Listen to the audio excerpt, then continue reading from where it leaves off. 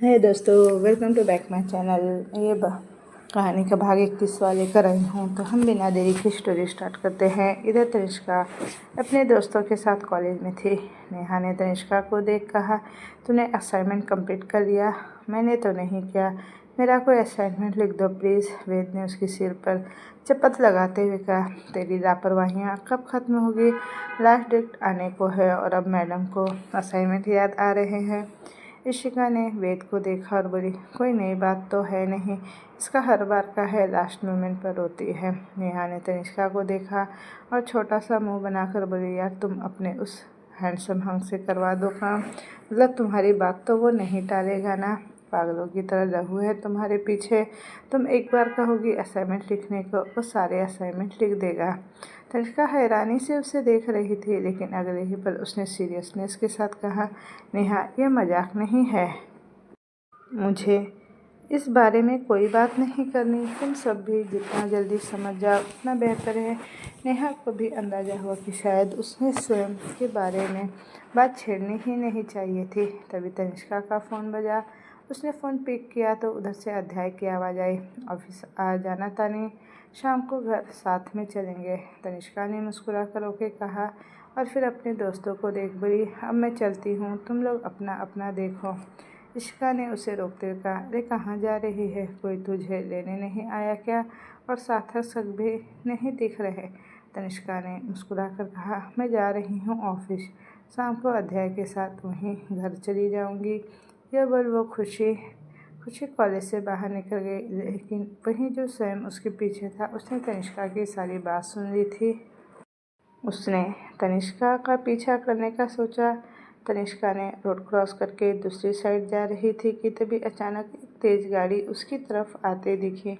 हालांकि तनिष्का का ध्यान नहीं था, उसने साइड होने की पूरी कोशिश की, लेकिन वो जिस तरफ हो रही थी उस गाड़ी का एंगल उसी तरफ हुआ जा रहा था। तनिष्का काफ़ी घबरा गई और जब वह सफ़ेद गाड़ी उसके बेहद पास आई तो उसने अपने चेहरे के आगे अपने दोनों हाथ रख लिए और तभी अचानक एक जोरदार धमाका हुआ और इसी के साथ सब लोग हैरान रह गए। वहाँ आसपास काफ़ी भीड़ इकट्ठा हो चुकी थी।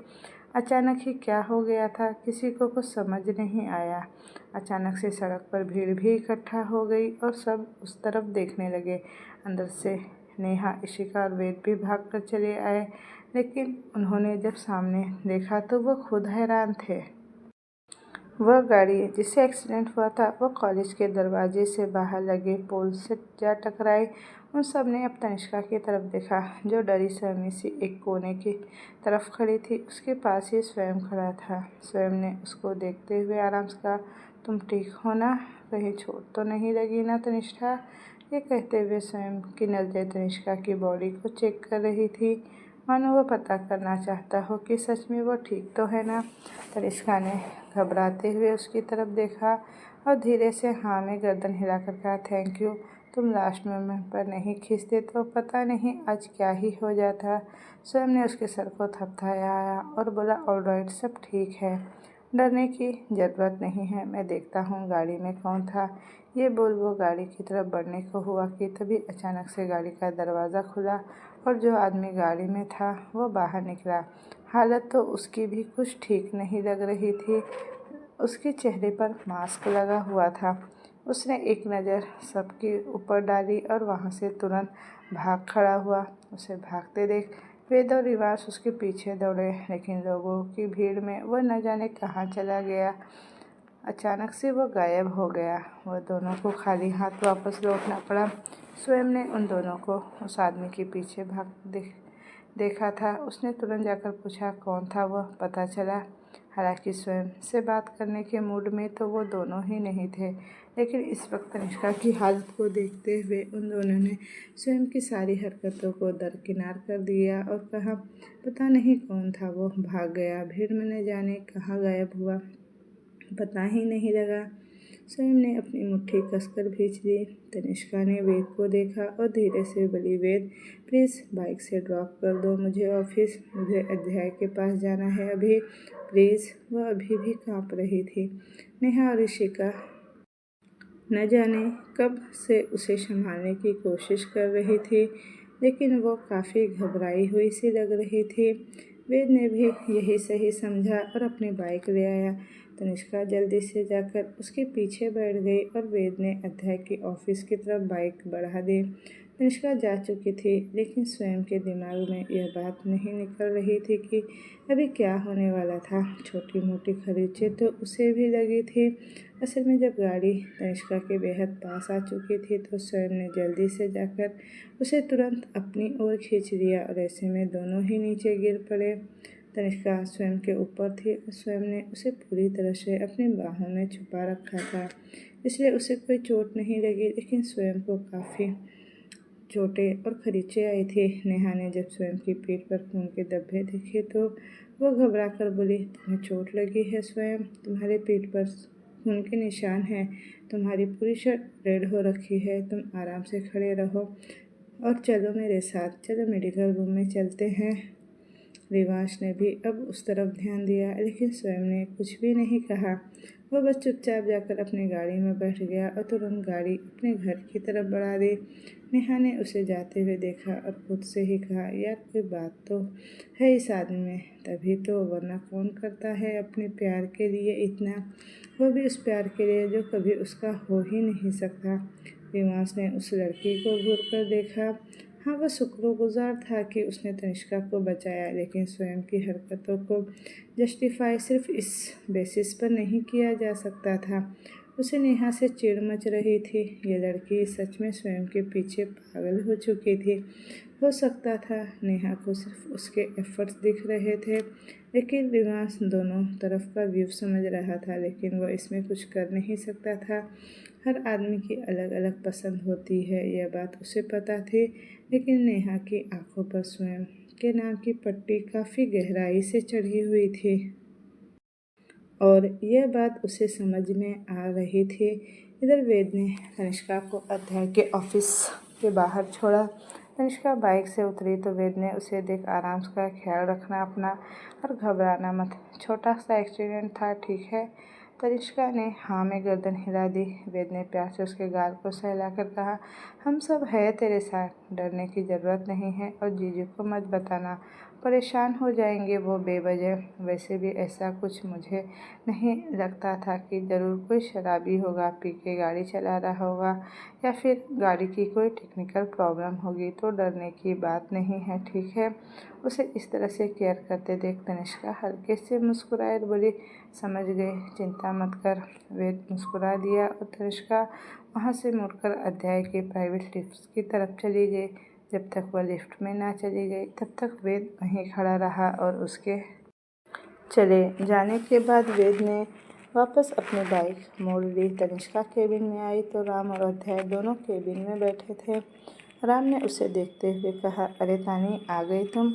उसे तानी कहते सुन अध्याय ने उसे घूर कर देखा और बोला, उसे तानी सिर्फ मैं बुलाता हूँ, उसका नाम तनिष्का है, समझा तू?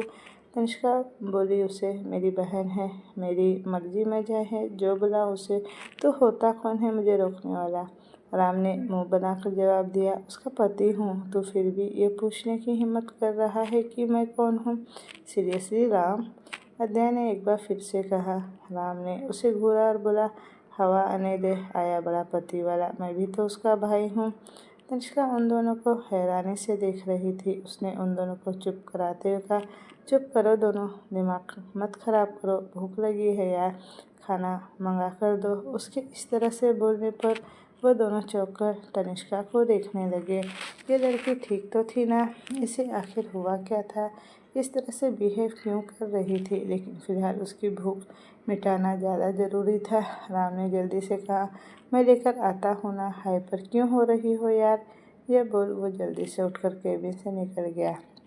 अध्याय ने तनिष्का को देखा और उठकर उसके पास गया। उसने उसका हाथ से बैग पैक लिया और उसे साइड में रखते हुए कहा, क्या हुआ तुम्हें, ठीक तो होना? न जाने क्यों तनिष्का की आंखों में आंसू उतर आए और वह जल्दी से जाकर अध्याय के सीने से लिपट गई।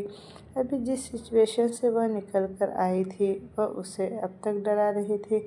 उसे अचानक से इस तरह सीने से लगने पर अध्याय कुछ परेशान सा हो गया।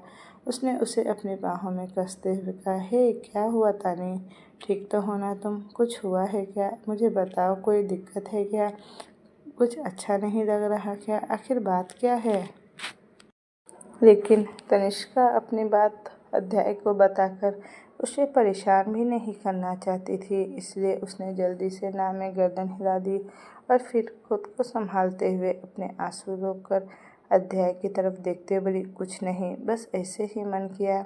अध्याय ने जैसे ही यह सुना तो एक राहत की सांस ली। उसने उसके चेहरे को थाम कर हल्के से माथे को चूमते हुए कहा, पागल लड़की, डरा दिया था तुमने। एक पल को मुझे लगा कि मेरा दिल धड़कना रुक गया हो। मुझे लगा पता नहीं क्या हो गया है। उसकी बात पर तनिष्का हल्के से मुस्कुरा कर रह गई। उसने कुछ भी नहीं कहा और ना ही उसे जो कुछ कॉलेज में हुआ वो बताया। पूरा दिन वह अध्याय के साथ ऑफिस में रही और शाम को लौटते वक्त अध्याय के साथ घर आ गए। शाम को केशव जी और शैलवी जी निकल चुके थे। अब घर में सिर्फ बच्चे थे, सबसे बड़े बानी और सार्थक, जो खुद उन सब के साथ उनकी उम्र के बच्चे बने हुए घर में घूम रहे थे। खाना खाने के बाद हॉल में सब गद्दे लगाए बैठकर प्लानिंग करने लगे। बानी ने सबको देखा और बोली, एक मस्ती थीम पार्टी ऑर्गेनाइज करते हैं, मास्क थीम के साथ। घर में जल्दी इसका नहीं बुआ, बहुत अजीब लगेगा सबके चेहरे पर, तो वह मास्क चिपचा होगा, पता नहीं लगेगा कौन क्या है। नहीं, यह आइडिया ड्रॉप करो, मुझे नहीं पसंद आ रहा। आहिरा ने उसके सिर पर चपत लगाते हुए कहा, तुझे कोई पूछ भी नहीं रहा, समझा तू? यहाँ पर सिर्फ डिस्कशन हो रही है, अभी फाइनल होगा तब बात करेंगे। सुन तो ले पहले, आखिर पूरी बात क्या है? तभी सियान का हमें बॉलीवुड थीम अरेंज करना चाहिए। अध्याय को भी यह ठीक लगा, लेकिन तभी तनिष्का बोली, नहीं, मुझे लगता है मम्मी पापा के अकॉर्डिंग हमें चलना चाहिए। एक traditional theme, like over traditional नहीं होना है, लेकिन फिर भी हम नॉर्मल तैयार होंगे तो भी कोई बुरी बात नहीं है। हर बार ये चमक दमक के साथ तैयार होना भी मुझे ठीक नहीं लगता। वानी ने तनिष्का को देखा और बोली, ये भी ठीक है और सिंपल भी कभी कभी होना चाहिए हमें। तभी श्री ने कहा, वैसे वेस्टर्न भी कुछ बुरा नहीं है, हमारे पास ऑप्शन है, हम ट्राई कर सकते हैं।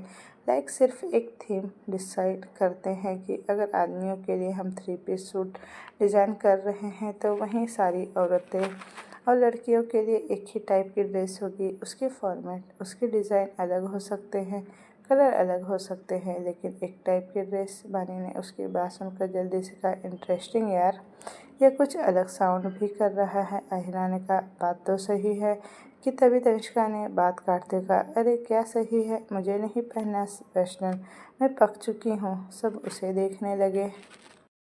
तनिष्का ने जल्दी से हड़बड़ा कर गर्दन झुकाई और मासूमियत से बोली, मैंने शादी के बाद एक बार भी साड़ी नहीं पहनी, मुझे साड़ी पहननी है, मुझे साड़ी पहननी भी नहीं आती।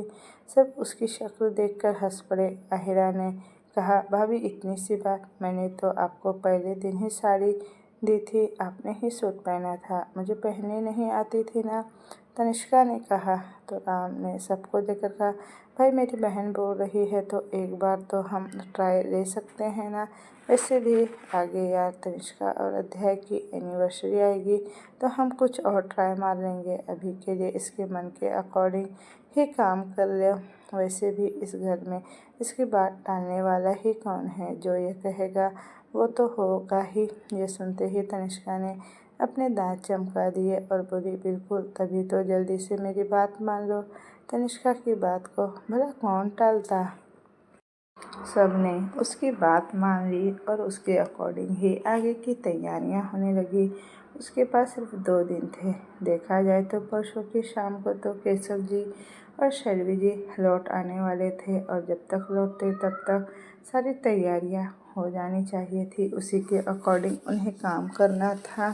सारी बातें डिसाइड करने के बाद वह सब अपने अपने कमरे में जाकर सो गए। इधर श्री की आंखों में नींद नहीं थी। रह रहकर उसकी आंखों के सामने इस पूरे परिवार के हंसते खेलते चेहरे सामने आ रहे थे। उसने कभी भी यह सब महसूस नहीं किया, इसलिए उसे आज काफ़ी अकेला महसूस हो रहा था। वो हमेशा से अकेली रही थी। उसके माँ बाप के डिफरेंसेस के चक्कर में उसने अपना बचपन खो दिया और अब वो यहाँ पर इन सबको देख रही थी जो एक साथ कितना खुश थे। इसीलिए ज़िंदगी का एक रूप ऐसा भी होता है, ये उसने आज जाना था। अगली सुबह सुबह से ही घर में भागदौड़ स्टार्ट हो चुकी थी। नाश्ता करने के बाद सब लोग कामों में लग चुके थे। सब ने अपने अपने काम डिसाइड कर लिए और तैयारी में लग गए। तनिष्का ने भी 2 दिन की छुट्टी ले ली थी कॉलेज में। अध्यय और राम सब कुछ समझा कर आज के लिए ऑफिस चले गए थे। वो घर पर ही था, जो कि पार्टी के अरेंजमेंट के लिए आए लोगों पर नज़र रख रहा था और साथ ही अपनी भाभी और बुआ के साथ मिलकर किचन में हेल्प कर रहा था। श्री और आहिरा भी वहीं थे।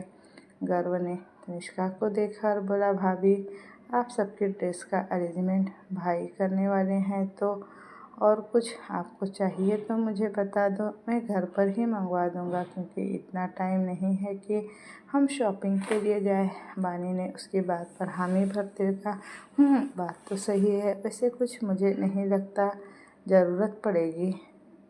वैसे भी आउटफिट के साथ ज्वेलरी तो आ जाएगी, तो और किसी चीज़ की इतनी ज़रूरत है नहीं। बातों बातों में उन सब ने लंच रेडी किया और साथ में लंच करके फिर से अपने कामों में बिजी हो गए। बानी अपने काम में लगी थी कि उसका फ़ोन बजा।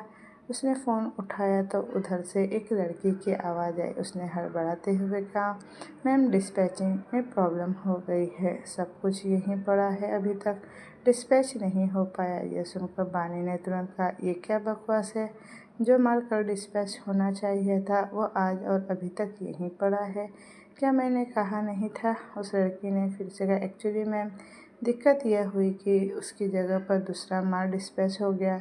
बानी के माथे पर बल पड़ गए। तुम लोग ये क्या गड़बड़ की है। उस लड़की ने जल्दी से कहा, सॉरी मैम, पर प्लीज़ अभी के लिए आप आ जाइए, वो क्लाइंट भी आ चुके हैं।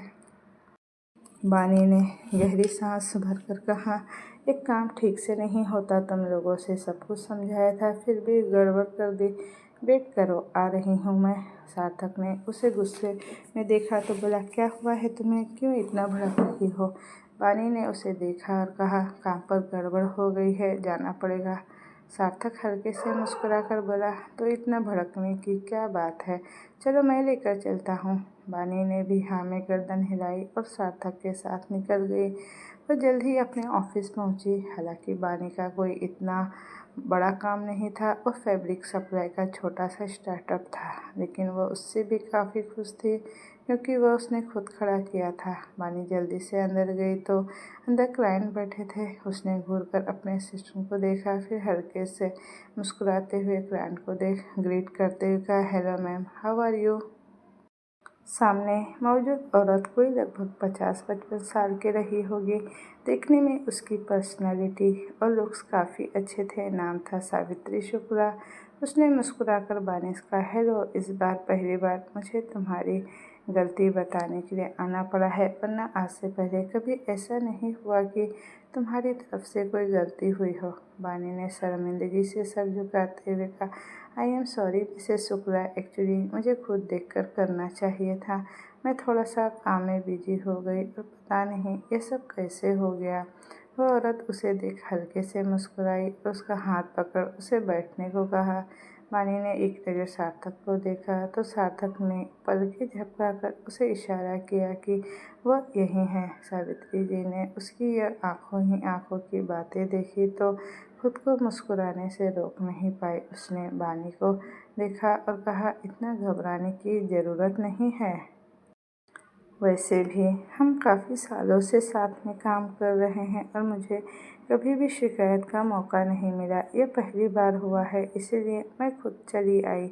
मुझे लगा कहीं तुम्हें प्रॉब्लम तो नहीं आ गई। वानी ने जल्दी से कहा, ऐसी कोई बात नहीं है, वो बस एक्चुअल में मेरे भैया और भाभी की एनिवर्सरी है, हम सब उसी की प्लानिंग और प्रिपरेशन में लगे हुए हैं।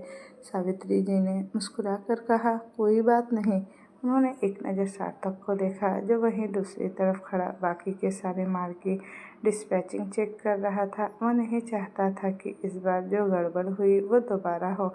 उसका ये गेस्चर देखकर वह खुद से मुस्कुराकर बानी को देख बोली, ये तुम्हारे पति हैं। बानी ने हाँ में गर्दन हिलाई। ये पहली बार था। सावित्री जी सार्थक को देख रही थी। उन्होंने बानी को देखते हुए कहा, काफ़ी सीरियस मिजाज का लगता है वो। ये सुनकर तो बानी का मुंह बन गया। उसने सार्थक को देखा और मुंह बनाते हुए, हाँ प्रोफेसर हैं ये, सारा दिन सड़ा सा शक्ल बनाकर घूमते रहते हैं घर में भी। और तो और हमारा एक बेटा भी हुआ, वो भी इनके ही जैसा है, इनसे कहीं भी एकदम पीछे नहीं, इनके नक्शे कदम पर चलते हुए वह भी इनकी तरह बिल्कुल सीरियस और मुंह बनाए घूमते रहता है। बानी की शक्ल देख सावित्री जी को हंसी आ गई। बानी को एहसास हुआ कि वह कुछ ज़्यादा ही बोल गए। उसने धीरे से कहा, सॉरी, कोई बात नहीं, इतना तो चलता है। अगर इतनी दिक्कत हो रही है तो मुझे लगता है कि तुम्हें दूसरा बेबी प्लान कर लेना चाहिए, ताकि इस बार जो बच्चा हो वो बिल्कुल तुम पर जाए। चुलबुला और नटखट सा सावित्री जी ने सुझाव दिया। बानी ने नाक सिकोड़कर कहा, यह अनरोमांटिक इंसान है, ये बहुत बुरा है। अभी वह इसके आगे कुछ कहती कि उसे खुद पर सार्थक की तेज नजरें महसूस हुई। उसने तुरंत सिर उठाकर उस तरफ देखा। सार्थक वहीं थोड़ी दूरी पर खड़ा उसे घूरकर देख रहा था। बानी को अंदाजा हो गया कि उसकी बातों को उसने सुन लिया था। तभी सावित्री जी ने कहा, क्यों, क्या तुम्हारा पति तुम्हें सेटिस्फाइड नहीं कर पा रहा, या फिर उसका परफॉर्मेंस अच्छा नहीं है? यह सुनकर बानी हैरान रह गई। वहीं सार्थक और बुरी तरह से उसे घूरने लगा। बानी के तो अब पसीने छूट रहे थे। उसने जल्दी से कहा, ऐसा कुछ नहीं है, आप कैसी बातें कर रही हैं? सावित्री जी ने बानी के चेहरे को देखा, जो हल्का गुलाबी पड़ चुका था, और उसे इस तरह देख उन्हें और हंसी आ गई। उन्होंने उसे और चिढ़ाते कहा, अरे मैं सही कह रही हूँ, होता है ऐसा मर्दों में, एक टाइम के बाद इतना इंटरेस्ट भी कम होता है और कैपेसिटी भी। बानी को अब शर्म आ रही थी। ऐसी बातें उनके मुंह से उसने एक्सेप्ट नहीं की थी। बानी ने जल्दी से कहा, नहीं ऐसा कुछ नहीं है, आप गलत समझ रही है, वो मुझसे बहुत प्यार करते हैं। सार्थक तो बानी को खा जाने वाली नज़रों से घूर रहा था। उसने मन ही मन खुद से कहा, ये औरत, ये खुद को समझती क्या है? क्या क्या मतलब क्या है इसका? इंटरेस्ट, कैपेसिटी और परफॉर्मेंस है। मुझे नहीं लगता कि मैं कहीं से भी इसे कम परेशान करता हूँ। अगर ऐसा ही है तो इसे तो मैं बताता हूँ, आज रात में देखता हूँ इसे तो मैं। बानी सार्थक की ऐसी नज़रों से घबराई हुई थी। वो जानती थी सार्थक को प्रवोक करने का नतीजा क्या हो सकता है। खैर, बानी ने जल्दी से बात बदल दी और अपने काम की सारी बातें क्लियर करने के बाद वो सार्थक के साथ वापस निकल गई। कार में बिल्कुल सन्नाटा फैला हुआ था। सार्थक ने बानी से एक भी शब्द नहीं कहा, और ये शांति बानी को और भी ज़्यादा डरा रही थी। बानी ने उसे देखा और हकलाते हुए कहा, तुम इतना चुप चुप क्यों हो? क्या बोलना चाहिए मुझे? सार्थक ने शांत मगर गहरी आवाज़ में कहा। उसकी आवाज़ में अजीब सी ही खनक थी। बानी उसकी आवाज़ सुनते ही हल्के से सिहर गए। ये आदमी सच में कुछ अलग ही था। खैर, वह दोनों जल्द ही घर पहुँचे और बानी तुरंत उसकी नज़रों के आगे से गायब हो गई और जाकर सबकी काम में हेल्प करने लगी। लेकिन सार्थक ने जो सोच लिया था वह तो उसे करना ही था। वह बानी को ऐसे बिल्कुल भी छोड़ने वाला नहीं था। इधर नेहा सारे असाइनमेंट उठाकर स्वयं के पास चली आई। स्वयं आज कॉलेज आया था। असल में उसे पता नहीं था कि तनिष्का नहीं आने वाली है, वरना वह यहाँ पर आकर अपना टाइम क्यों ही खराब करता। नेहा उसके पास गई तो स्वयं ने उसे अजीब तरह से घूरा। नेहा ने खिसियाती हंसी हंसते हुए कहा, यह तनिष्का ने असाइनमेंट लिखने को कहा है, वह आज आई नहीं है ना, और असाइनमेंट जमा करने के लिए लास्ट डेट 2 दिन बाद है। स्वयं ने उसे डाउटफुल नज़रों से देखा। उसे यकीन नहीं हो रहा था कि ऐसा हो सकता है कि तनिष्का उसे दूर भागने में बिलीव करती थी। भला वह सामने से चलकर उसे असाइनमेंट लिखने को क्यों ही कहेगी। लेकिन तनिष्का का नाम लेकर नेहा अपना उल्लू सीधा करना चाहती थी।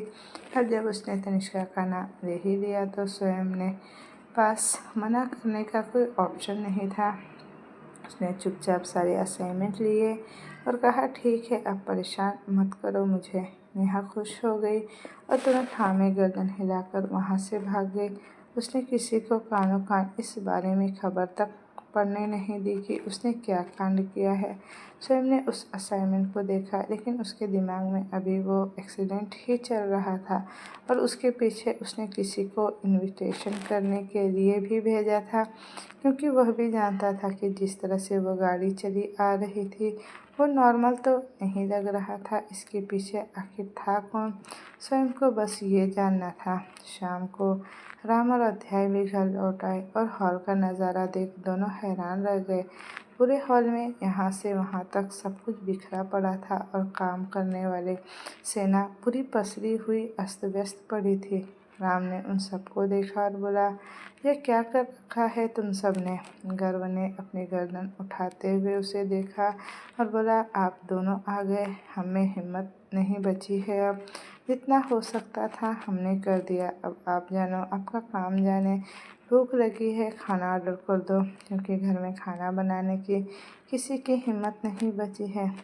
अध्याय ने तनिष्का को देखा जो सोफे पर लुढ़की हुई पड़ी थी। उसने जाकर उसे उठाते हुए कहा, ये क्या तरीका है तानी, तुम तब से काम में लगी हो, तुम्हें अपने असाइनमेंट कंप्लीट करने थे ना। तनिष्का ने उससे अपना हाथ छुड़ाते हुए कहा, मत परेशान करो ना, बिल्कुल हिम्मत नहीं है मुझमें अब तो।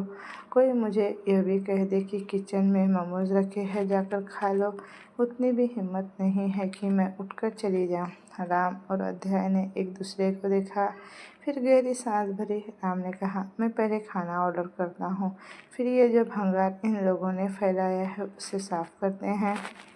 खाना ऑर्डर करने के बाद दोनों ने जो भी आलतू फालतू चीज़ें फैली हुई थी उन्हें उठाकर एक ओर रखा और उन सबको देखा, अब उठ जाओ, हाथ मुंह धोकर खाना तो खा लो।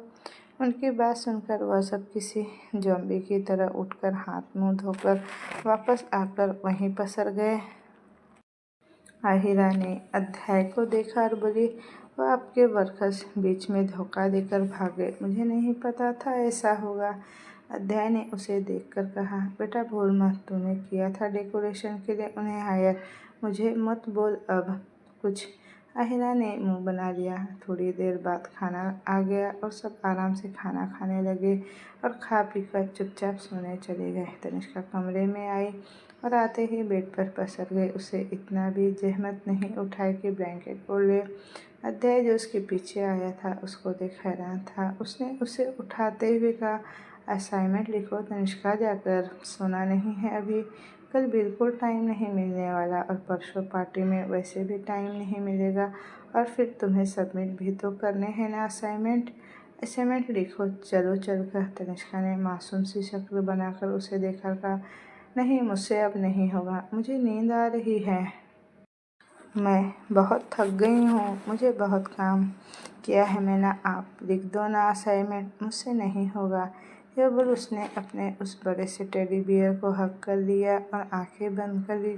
अध्याय हैरान था। वो एक बिजनेसमैन को कॉलेज के असाइनमेंट लिखने के लिए कह रही थी। अध्याय ने गहरी सांस भरी और उसे ठीक से लेटाते हुए ब्लैंकेट से कवर कर दिया। सच में यह लड़की बच्चों से कम नहीं थी। कभी कभी तो अध्याय को बेबी सिटर जैसा खुद को फील होता था, लेकिन क्या ही कर सकता था वो उसकी अपनी पत्नी थी। उसने उसके स्टडी टेबल को देखा, कमरे की लाइट ऑफ करके उस नाइट लैंप को जलाया और जाकर स्टडी टेबल पर बैठ गया। उसने टेबल लैंप ऑन किया और उसके असाइनमेंट लिखने लगा, जबकि तनिष्का बड़े सुकून और आराम से सो रही थी। उसे कोई फर्क नहीं पड़ रहा था किसी की भी बातों का। अध्याय ने मुड़कर उसे देखा और हल्के से मुस्कुराकर कहा, क्या होगा इसका। फिर उसने गहरी सांस भरी और तनिष्का के असाइनमेंट लिखने लगा। इधर बानी जैसे ही अपने कमरे में आई, सार्थक ने उसे अचानक से पकड़कर खींच लिया। डर के मारे बानी की अचानक ही एक चीख निकल गई। उसने सार्थक को देखा और गहरी सांस लेते हुए कहा, डरा दिया तुमने मुझे, क्या करते हो। सार्थक ने उसे गहरी निगाहों से घूरते हुए कहा, चलो तुम्हारे डाउट क्लियर करता हूँ। यह कहकर उसने तुरंत ही बानी को अपने कंधे पर उठा लिया। बानी हैरान परेशान थी। वो क्या कर रहा था। उसने उसकी पीठ पर अपने हाथों से मारते कहा, क्या कर रहे हो, छोड़ो मुझे, नीचे उतारो। लेकिन अब तक सार्थक ने उसे लाकर बेड पर छोड़ दिया। बानी ने हैरानी से कहा, हो गया तुम्हें। सार्थक उसके ऊपर झुकते बोला, तुम्हारी शिकायत दूर करने की कोशिश कर रहा हूँ। तुम्हें डाउट है ना मेरे इंटरेस्ट, कैपेसिटी और परफॉर्मेंस पर? बानी ने घबरा कर उसे देखते हुए कहा। पर मैंने कब कहा ये सर? ये तो वह बेचारी खुद को लाचार महसूस कर रही थी, लेकिन वह इस वक्त कोई सफाई दे पाती। वो ऐसी हालत में नहीं थी। अगले ही पर सार्थक ने उसके होठों पर अपने होठ रख दिए। बानी उसके मुंह से हैरान थी। बानी अपनी आंखें बड़ी किए हुए है निस्से सार्थक को देख रही थी, जो उसे किस किए जा रहा था। वह सच में हैरान थी। उसने ऐसा कुछ सोचा नहीं था। उसने मन ही मन खुद से कहा, आज तो मैंने कुछ किया भी नहीं, फिर भी यह सब कुछ मिसेस शुक्ला की गलती है। उन्होंने सार्थक के सामने ऐसा कुछ कहना ही नहीं चाहिए था। उन्हें क्या पता मेरा पति कैसा है, मैं जानती हूँ ना इसे। लेकिन सार्थक अभी भी बानी में खोया हुआ था। थोड़ी देर बाद जब बानी को सांस लेने में दिक्कत हुई तो बानी ने उसके कंधे पर अपने हाथों से मारना शुरू कर दिया। सार्थक ने उसे छोड़ा और उसके चेहरे को देखा। बानी लंबी लंबी और गहरी सांसें ले रही थी और सार्थक को घूरे जा रही थी, जबकि सार्थक के होठों पर एक बेबी स्माइल थी। बानी ने एक बार फिर से उसके सीने पर मारा तो सार्थक इस बार हंस पड़ा। उसने बानी के साइड में लेटते हुए बानी को पकड़ अपने ऊपर खींच लिया तो बानी ने उसे देखा। सार्थक ने मुस्कुराते कहा, मार क्यों रही हो? तुम तो मेरी जान ही लेने वाले थे ना। अभी मुझे सांस भी नहीं आ रही थी, बानी ने रूठते हुए कहा। सार्थक उसे लिए हुए एकदम से पलट गया। बानी एक बार फिर उसके नीचे थी। सार्थक ने हल्के से उसके माथे पर किस करते हुए कहा, तुम्हारी जान लेकर मैं खुद ना मर जाऊं? बानी ने उसे देखा तो सार्थक ने धीरे से उसके पूरे चेहरे को चूमते कहा, मैं तो बस तुम्हारे ही डाउट क्लियर कर रहा था। तुम्हें डाउट था ना मेरे इंटरेस्ट, कैपेसिटी और परफॉर्मेंस में, तो मैंने कुछ कहा नहीं था सच में। बानी ने छोटा सा मुंह बनाकर कहा।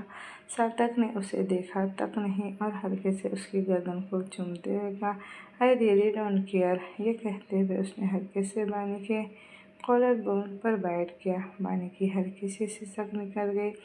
सार्थक की हरकतें बीते वक्त के साथ बढ़ती ही जा रही थी। उसके हाथ बानी के पूरी बॉडी पर मूव हो रहे थे और बानी की सांसें और धड़कनें बता रही थी कि वह खुद पर काबू नहीं कर पा रही थी। गहराती रात के साथ दोनों एक दूसरे के प्यार में खो गए। लगभग रात के 2:30 बजे तक अध्याय तनिष्का के असाइनमेंट लिख रहा था। उसके बाद भी कुछ काम बाकी रह गया था। उसने अब सब कुछ समेटा और जाकर तनिष्का के बगल में लेट गया और उसे पकड़ अपने आगोश में खींच लिया और उसके सीने में खुद को छुपाते हुए वो आराम से सो गया। मुझे नहीं पता था कि तुम्हारा बचपना बचाने का मतलब ये होगा कि मुझे तुम्हारे असाइनमेंट भी लिख कर देने पड़ेंगे। थोड़ी देर बाद वह भी सुकून से तनिष्का की बाहों में लिए सो चुका था।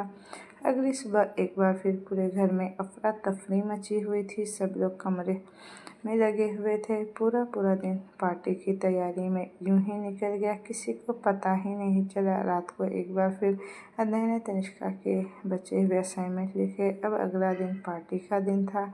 शाम तक केशव जी और शर्वी जी आने वाले थे, इसलिए उसने पहले उन सबको सारी असाइनमेंट करनी थी। उस दिन मिहिर भी सुबह जल्दी ही आ गया था।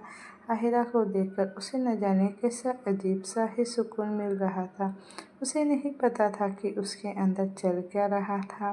यह एक नई फीलिंग थी, लेकिन हाँ इतना पता था कि आहिरा उसकी आदतों में अब शुमार हो चुकी थी। उसके बिना उसे बिल्कुल खालीपन महसूस होता था और भले ही उसके आसपास रहकर आहिरा उसे इरिटेट करे, लेकिन उसे वह भी सुकूनदायक अब लगने लगा था।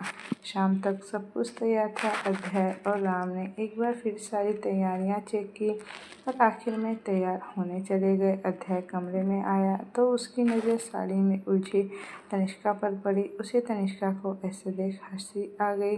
तनिष्का ने जब उसे हंसते देखा तो उसे उस पर गुस्सा आया। उसने घूर कर अध्याय को देखा और पास में पड़ा तकिया उठाकर उसके मुंह पर दे मारा।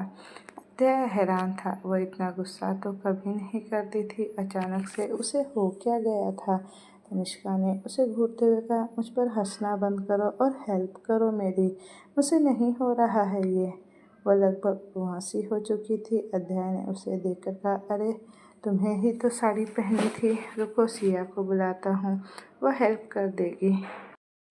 तनिष्का ने अपना फ़ोन उठाकर उसे पकड़ाते हुए कहा, इसे देखो, वह खुद तैयार हो रही होगी। लड़कियों को तैयार होने में टाइम लगता है ना, आप नहीं समझोगे। अध्याय ने उसे घूरकर देखा तो तनिष्का बोली, यूट्यूब ओपन करो, देखो कि साड़ी कैसे पहनाते हैं। अरे वाह, तुम देखो ना, मुझे क्यों कह रही हो, तुम्हें पहननी है साड़ी, मुझे थोड़ी पहननी है। अध्याय ने कहा, हाँ तो मुझे नहीं आती ना पहनाने, इसलिए तो आपको बोल रही हूँ, देखो सीखो और मुझे पहनाओ। अध्याय ने उस लड़की को घूर कर देखा। उसे तनिष्का के काफ़ी अलग रंग देखने को मिल रहे थे। कभी कभी वो इतनी नादान चुलबुली होती तो कभी उसका उतना ही तेज गुस्सा होता और कभी कभी उसके ऑर्डर देने की टोन उसकी दबंगगिरी को दिखाती। अध्याय ने गहरी सांस भरकर यूट्यूब ओपन किया और एक वीडियो ऑन किया और बड़े ध्यान से देखने लगा। जैसे जैसे वीडियो में बताया जा रहा था, अध्याय सारे स्टेप फॉलो करते हुए तनिष्का को साड़ी पहना रहा था। तनिष्का बड़े प्यार से अपने पति को निहार रही थी। कहीं ना कहीं वह भी समझ रही थी कि वो उसे बहुत ज़्यादा परेशान भी कर रही है। तनिष्का उसे उसकी यह बात बेहद अच्छी लगती थी कि वह कभी उसे इस बारे में शिकायत नहीं करता, चुपचाप उसकी बातें मान लेता और उसकी हर एक विश को पूरी कर देता। अध्याय ने जैसे तैसे तनिष्का को साड़ी पहनाई और फिर नीचे बैठकर उसकी साड़ी के प्लेट सेट करने लगा। तनिष्का बस उसे देख रही थी। जब अध्याय ने ये कर दिया तो उठकर उसे देखकर बोला, लीजिए मैडम, हो गया आपका काम, देख लो खुद को आईने में एक बार। आपने देख लिया ना, अच्छी लग रही हूँ ना मैं, तनिष्का ने पूछा। अध्याय उसकी बात सुनकर मुस्कुरा दिया और उसके छोटे से चेहरे को थामकर प्यार से बोला, तुम बहुत प्यारी लग रही हो तानी। उसकी बात पर तनिष्का मुस्कुरा दी। अध्याय ने उससे अलग होते हुए कहा, मैं भी तैयार होकर आता हूँ। तनिष्का ने हाँ में गर्दन हिला दी। अध्याय के जाने के बाद वह मिरर में खुद को देखा। ब्लैक कलर के सीक्वेंस की साड़ी में वो बेहद प्यारी लग रही थी। वो खुद को पहली बार साड़ी में देख रही थी और इसी वजह से उसके चेहरे पर बेहद खुशी थी। उस पर अध्याय ने उसे साड़ी पहनाई। अब वो आराम से तैयार होने लगी। इधर मिहिर कमरे में आया तो उसने आहिरा को देख कहा, मेरे कपड़े। आहिरा ने बेड की तरफ इशारा करते हुए कहा, वहाँ पड़े हैं। मिहिर ने अपने कपड़े उठाने और चेंज करने चला गया। थोड़ी देर बाद वह चेंज करके आया। तभी आहिरा ने आकर अचानक से मिहिर के गाल पर किस कर दिया। मिहिर जो अपने शर्ट की बाजू के बटन लगा रहा था, उसकी हरकत से वो अचानक हैरान सा रह गया और उसकी आंखें हैरानी से बड़ी हो गई। वो अभी कुछ कहता कि तभी आहिरा ने एक बार उसके दूसरे गाल पर किस किया। मिहिर ने उसे देखा कि आहिरा ने उसका चेहरा पकड़ दूसरी तरफ घुमाते हुए फिर से उसका गाल चूम लिया। मिहिर ने उसके हाथ को हटाकर उसे देखते हुए कहा, ये क्या तरीका है, क्या चाहिए जो इतनी किसेस कर रही हो, कुछ चाहिए क्या? आहिरा ने जल्दी से ना में गर्दन हिलाई और बोली, नहीं मुझे कुछ नहीं चाहिए, मेरे पास सब कुछ है। वो तो बस मैं चेक कर रही थी कि मेरी लिपस्टिक स्मच प्रूफ और ट्रांसफ़र प्रूफ है या नहीं। यह सुनकर मिहिर की आंखें छोटी करके उसे घूरने लगा। क्या वह कोई टिश्यू पेपर था जिस पर वह अपने लिपस्टिक के मार्क टेस्ट कर रही थी? आहिरा ने अपने दांत दिखा दिए और जाने क्यों हुई कि मिहिर ने उसकी कलाई पकड़कर उसे अपनी तरफ खींच लिया। आहिरा उसके सीने से जा टकराई। मिहिर ने उसकी कमर पर अपने हाथ बांधते हुए उसे पीछे की ओर दीवार से सटा दिया। आहिरा ने उसकी बाहों में कसमसाते हुए कहा, ये क्या कर रहे हो तुम? छोड़ो मुझे, तैयार होना है। मिहिर ने एक हाथ से उसके चेहरे को पकड़ा और अपने होठ उसके होठों पर रख दिए। अब जो रिएक्शन थोड़ी देर पहले मिहिर का था, वही अब आहिरा का हो चुका था। वो अपनी आंखें बड़ी किए हैरानी से उसे देखने लगी कि तभी थोड़ी देर बाद में वो उसे छोड़ आहिरा ने अपनी पलकें जल्दी जल्दी झपका कर उसे देखा तो मिहिर ने अपने अंगूठे से उसके होठों को रब करते हुए कहा, स्मज प्रूफ, ट्रांसफ़र प्रूफ और वाटर प्रूफ तीनों है ये, लेकिन बीवी इसका टेस्ट मुझे पसंद नहीं आया, दूसरा लगाओ जाकर। यह सुनकर आहिरा का मुंह खुला का खुला रह गया। उसने उसके सीने पर हाथ रख उसे धक्का देते हुए कहा, बकवास बंद करो अपनी, ये क्या हरकत थी? वही जो थोड़ी देर पहले तुम मेरे साथ बेशर्मी कर रही थी, अब मैंने थोड़ी कर दी तो इतना क्यों चिढ़ रही हो? मिहिर ने बड़े आराम से कहा, ये तो गलत बात है, ऐसे तो हर जगह पर इक्वालिटी का झंडा लेकर खड़े हो जाती जब लोग मुझे भी क्वालिटी चाहिए। भाई तुम मेरा गलत फ़ायदा उठा रही हो तो मैं भी तो थोड़ा फ़ायदा उठा ही सकता हूँ। आहिरा बेचारी मुँह फाड़े उसे देख रही थी। क्या मतलब था उसका कि वह उसका गलत फ़ायदा उठा रही थी? क्या यहाँ पर मिहिर की वह नहीं गलती थी जो उसका गलत फ़ायदा उठा रहा था? मिहिर ने अब आराम से अपने कपड़े पहनते हुए कहा, बड़ी जालिम दुनिया है, शरीफ लोगों के लिए तो बनी ही नहीं है। आहिरा बस उसे घूरे जा रही थी। ये आदमी ऐसा तो बिल्कुल नहीं था जैसा वो दिन पर दिन होता जा रहा था। उसकी हरकतें पहले के मुकाबले काफ़ी बढ़ने लगी थी। थोड़ी देर बाद सब लोग तैयार होकर नीचे आ चुके थे और मेहमान भी आना शुरू हो चुके थे। तनिष्का ने अध्याय को देखा और बोली, मम्मा पापा कब तक आएंगे? अध्याय ने उसे देखा और बोला, बस आने वाले ही होंगे। ये कहकर वो मेहमानों को अटेंड करने चला गया। थोड़ी देर बाद घर के बाहर एक कार आकर रुकी और केशव जी शैलवी जी बाहर निकले। घर में इतनी चहल पहल देखकर वो दोनों तो हैरान थे। शैलवी जी ने केशव जी को देखा और बोली, ये घर में क्या चल रहा है? इतने लोग क्यों हैं यहाँ पर? मुझे भी नहीं पता। कुछ है? क्या है आज? चल क्या रहा है यहाँ? केशव जी ने भी सवाल किया। शैलवी जी ने कहा, चलिए चलकर अंदर ही देखते हैं, तभी पता लगेगा। यहाँ बैठकर वैसे भी हम क्या पता कर लेंगे। और दोनों अंदर की तरफ बढ़ गए। वह दोनों जैसे ही घर में एंटर हुए, अचानक ही सारी लाइट्स ऑफ हो गई। शैलवी जी ने केशव जी का हाथ थामा तो केशव जी ने आराम से कहा, शांत रहिए। यह कर उन्होंने अध्याय को आवाज़ लगाई, अध्याय अध्याय, गर्व कहाँ हो तुम सब? और तभी अचानक एकदम से सारी लाइट्स ऑन हो गई और सामने पूरा परिवार खड़ा था। उनके बच्चे सब एक साथ कहा, हैप्पी एनिवर्सरी। वह दोनों हैरान थे। उन्होंने ऐसा कुछ सोचा भी नहीं था। यह सरप्राइज सच में शॉकिंग था। वह सब हंसते मुस्कुराते हुए अपने माँ पापा को देख रहे थे। उन सब में श्री भी शामिल थी, जो उन सब की खुशी को महसूस कर पा रही थी। उसे पहली बार लग रहा था कि ये परिवार क्या होता है।